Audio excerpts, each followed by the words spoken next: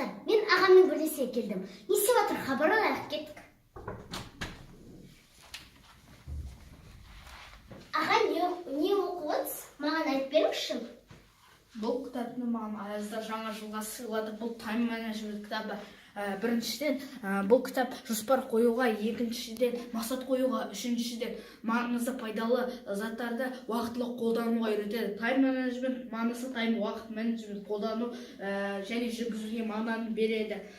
Бұл кітапта тайм менеджмент техникаларын үйретеді. Соның бірі мысалы Жансұлу. Менде осылай тақта бар. Осы тақтаға мен апталық кесте жоспарын жазып тұрамын. Оның уақыттың және де күнін, атауын нақтылап жазу керек. Мысалы, турник, жаттығу, кітап. Турник, оны істеу, тарту. Ал жаттығу не істеу, маған ол отжимание жасау. Ал кітап ол біреуге апару ма или сыйлау ма, маған ол оқу. Және де әр күнді жасадың ба, жасаған жоқсың ба, соны белгілеп тұру керек. Мысалы олай.